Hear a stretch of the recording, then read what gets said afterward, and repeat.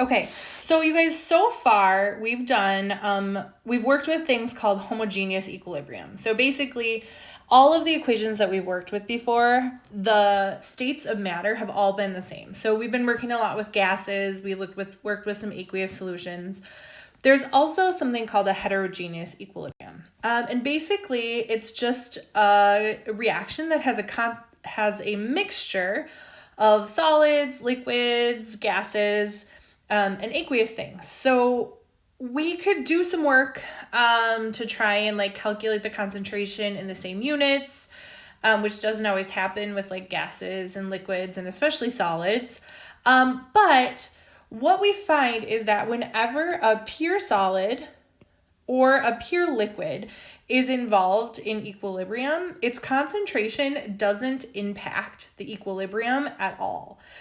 So we do not include it in our equilibrium expressions. So when we have an example like this, so we've got PbCl2 solid, so lead 2 chloride, and then reacts to form lead ions and chloride ions. This solid is not included in the expression. And since that's the only reactant, we end up with just Kc equals the concentration of the products raised to their coefficient. So we completely ignored that solid for our expression. As long as there is some of that solid remaining, the reaction is going to continue to move. And so if there is some of that solid, we don't need to include it in the equilibrium expression because it won't impact. If there is no amount of solid, then you can't reach equilibrium. So we wouldn't write an equilibrium expression for that. So if we looked at this expression here, since we have CaCO3 is solid and CaO is solid, the equilibrium only depends on the concentration of the carbon dioxide gas. Okay, so let's write some. Again, our liquids and our solids are not included in our reaction. So Kc is products over reactants. And Kc is products, remember, raised to the coefficient over reactants. Okay, so again, solids and liquids are not included in equilibrium expressions. So let's apply these expressions to get some calculations. So when we have actual data, we can find a lot of things. If we know one part of the equilibrium expression, we can calculate the initial concentrations, the equilibrium concentrations, so those kind of end concentrations. We can calculate the change in concentrations. We can use stoichiometry to help us with that. We can calculate any missing equilibrium values, and we can determine the value of the equilibrium constant. So we can get a lot from this. So we're going to start today with two of the simpler problems, and then tomorrow we're going to work up to some more advanced problems. Okay, so methanol is produced commercially by the catalyzed reaction of carbon monoxide and hydrogen gas. So an equilibrium mixture in a 2-liter vessel is found to contain 0.0406 moles of CH3OH, 0.170 moles of CO, and 0.302 moles of H2 at 500 K. Calculate the Kc at this temperature. So the key here is that we're working with an equilibrium mixture. So these are the values we have at equilibrium. So I'm always going to start these problems by writing my equilibrium expression so that I can kind of decide what do I have and what do I need. So Kc is equal to the products, CH3OH, over the reactants, and H2 is squared. Okay. In this case, or for this, concentration is going to be in molarity, which remember is moles per liter. So we're given the moles of the CH3, the CO, and the H2, and we're asked to find the Kc value. So I'm going to plug some values in here. So if I want the concentration of the CH3, I'm going to take the moles of it, 0.0406. Oops, sorry guys. and I'm going to divide it by the volume of the container, 2.00 liters. Okay, so that is my CH3. Okay, then my CO is 0.302 moles. Oh wait, that's not my CO, that was my H2.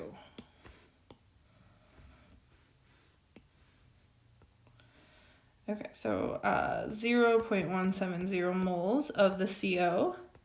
Again, it's in a 2-liter vessel, so that's going to be where my molarity comes from. And then my H2, 0.302 moles, and it's a 2-liter. And that one is squared, okay? So I'm going to work this out. I'm going to do the 0.0406 divided by 2. I get 0.0203. I'm going to do 0.170 divided by 2. That's 0.085. And then 0.302 divided by 2 is 0.151, but I'm going to square that. 0.0228. So when I work out that math, I'm going to multiply by the 0.085, and then I'm going to take 0.0203 divided by the denominator. I get a Kc value of 10.47. Remember, the equilibrium constant doesn't have units, so 10.47 is fine. And then I always want to just ask myself, okay, a number greater than 1 means this is product favored. Which, if we're trying to produce methanol, and methanol is a product, it makes sense. If we're using this commercially, we want to make as much product as possible. So it makes sense that we would be product favored in this equilibrium. Okay, you guys are going to try one more. I'll read through it, and then I want you to set up the expression and plug in what you can. So dinitrogen tetroxide in its liquid state was used as one of the fuels on the lunar lander for the NASA Apollo missions. In the gas phase, it decomposes to gaseous nitrogen dioxide. Consider an experiment in which gaseous N2O4 was placed in a flask and allowed to reach equilibrium at a temperature where Kp is equal to 0.133. At equilibrium, the pressure of N2O4 was found to be 2.71 atmospheres. Calculate the equilibrium pressure of NO2. So again, our key here is this is at equilibrium. So those are values that we can plug right in to our equilibrium expression. So take a couple of minutes, write your expression, try and plug values in and see what you come up with, and then check your answer here. Okay, hopefully you actually did that. So Kp, I found, is equal to, not the concentration, but it is the pressure of NO2 squared divided by the pressure of N2O4. And we're looking for the equilibrium pressure of the NO2. So we are trying to get this by itself. So to do that, I'm going to multiply each side by the N2O4.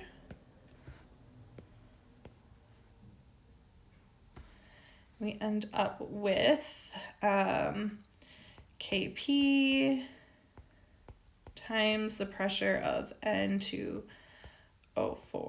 is equal to pressure of NO2 squared. And we don't want the pressure of NO2 squared, we just want the pressure of NO2. So we're going to take the square root. And our pressure of NO2 ends up being equal to the square root of Kp times the pressure of N2O4, which we can plug in from our problem. So at this temperature, our Kp is 0.133, and the pressure of the N2O4 was found to be 2.71 atmospheres. So 0.133 times 2.71 is 0.36043. Take the square root of that. What did I do? And I got the pressure of NO2 is 0.600. And then anytime we do pressure with the equilibrium expressions, it's always atmospheres is our unit. Okay. You are going to do a few of these. There is a video of one. It's similar to this type of problem, but watch the video if you get stuck. Otherwise, we will try some more advanced ones tomorrow.